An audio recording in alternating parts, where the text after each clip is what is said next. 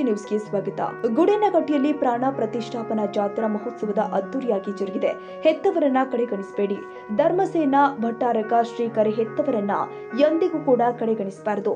ಅವರ ಮನಸ್ಸಿಗಾಗುವ ನೋವು ಎಂದಿಗೂ ಮಾಸಲ್ಲ. ತಂದೆ ತಾಯಿ ಋಣವನ್ನ ತೀರಿಸಲು ಪ್ರಯತ್ನಿಸಬೇಕು ಅಂತ ವರೂರಿನ ಧರ್ಮಸೇನಾ ಭಟ್ಟಾರಕ ಶ್ರೀಗಳು ಹೇಳಿದ್ದಾರೆ.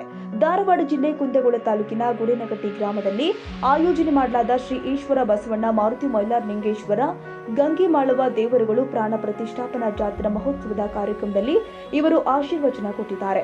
ತಂದೆ ತಾಯಿಗಳನ್ನ ಕೀಳು ಮಟ್ಟದಲ್ಲಿ ನೋಡಿಕೊಂಡಲ್ಲಿ ನಿಮ್ಮ ಮಕ್ಕಳು ನಿಮ್ಮನ್ನ ಸಹ ಹಾಗೆ ನೋಡ್ತಾರೆ.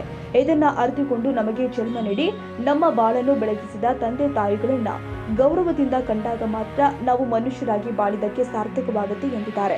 ಏನೋ ಕಾರ್ಯಕ್ರಮದಲ್ಲಿ ಭಾಗವಹಿಸಿದ ಮುಸ್ಲಿಂ ಧರ್ಮಗುರು ಸೋಫಿ ಸಂತಾಪೆರೆ ತರೀಕತ ಅಬ್ದುಲ್ ರಜಾಕ್ ಶಾ ಖಾದ್ರಿ ಸತ್ತೂರ ಮಾತನಾಡಿ, ಜಾತಿ ಧರ್ಮ ಎನ್ನದೇ ಎಲ್ಲಾ ಸದ್ಗುರುಗಳನ್ನ ಕರೆಸಿ ಈ ಜಾತ್ರಾ ಮಹೋತ್ಸವ ಮಾಡಿದ್ದು ಹೆಮ್ಮೆಯ ವಿಷಯವಾಗಿದೆ.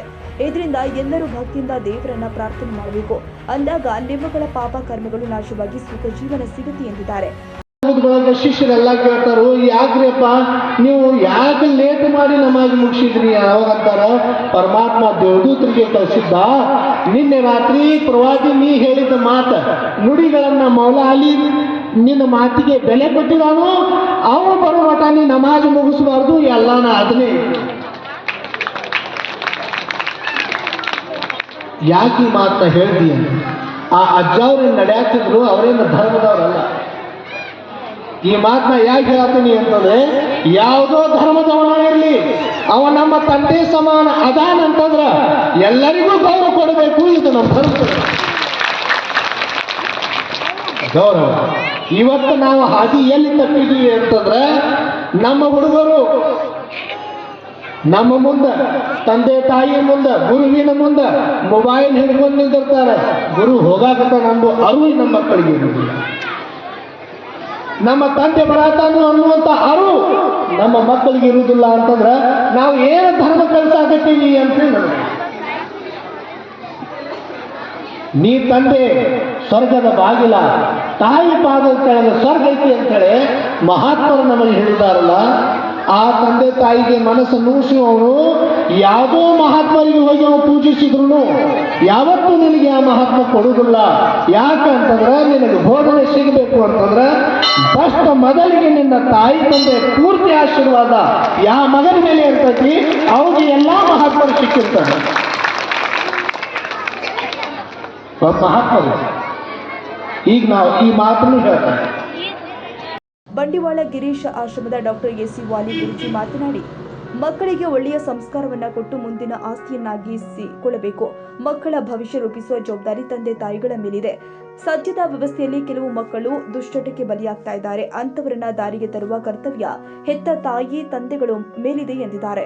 ಇನ್ನು ಈ ಸಂದರ್ಭದಲ್ಲಿ ಕಲ್ಯಾಣಪುರದ ಬಸವಣ್ಣ ಜನವರು ಚನ್ನವೀರ ಸ್ವಾಮಿ ಹಿರೇಮಠ ಉಪಸ್ಥಿತರಿದ್ದರು.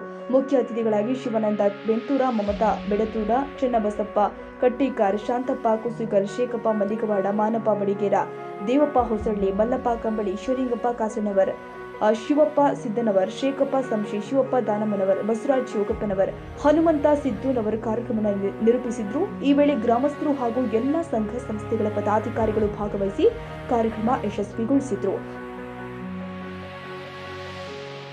ಕನ್ನಡಿಗರ ಮೆಚ್ಚಿನ ನಿಮ್ಮ ಎಜೆ 24/7 ನ್ಯೂಸ್ ಕನ್ನಡ ವಾಹಿನಿ ಇದೀಗ ಟಿವಿಯಲ್ಲಿ ಲಭ್ಯ. ವೇಳೆ ನೋಟಿಸ್ ಕೊಟ್ಟಿದ್ರೆ ವಾಪಸ್ ತಗೋತೀವಿ.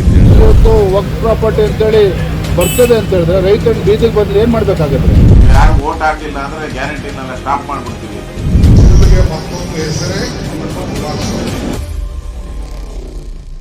ಕರ್ನಾಟಕ ಮತ್ತು ದೇಶ ವಿದೇಶ 360 ಡಿಗ್ರಿ ಸುದ್ದಿ ಹಾಗೂ ಉತ್ತರ ಕರ್ನಾಟಕ, ಬೆಳಗಾವಿ, ಬಾಗಲಕೋಟೆ, ಧಾರವಾಡ, ಹಾವೇರಿ, ಗದಗ, ಬಿಜಾಪುರ ಜಿಲ್ಲೆಯ ಕ್ಷಣ ಕ್ಷಣದ ವಿವರವನ್ನ ಪಡೆಯುವುದಕ್ಕೆ ಎಜೆ 24/7 ನ್ಯೂಸ್ ಕನ್ನಡ ವಾಹಿನಿಯನ್ನ ಲೈಕ್ ಮಾಡಿ, ವಿಡಿಯೋಗಳನ್ನ ಶೇರ್ ಮಾಡಿ, ಕಮೆಂಟ್ ಮಾಡುವ ಮೂಲಕ ನಮ್ಮ ವಾಹಿನಿಗೆ ಸಹಕಾರ ನೀಡಿ ಮತ್ತು ಚಾನೆಲ್ ಅನ್ನ ಸಬ್ಸ್ಕ್ರೈಬ್ ಮಾಡಿ. ಧನ್ಯವಾದಗಳು.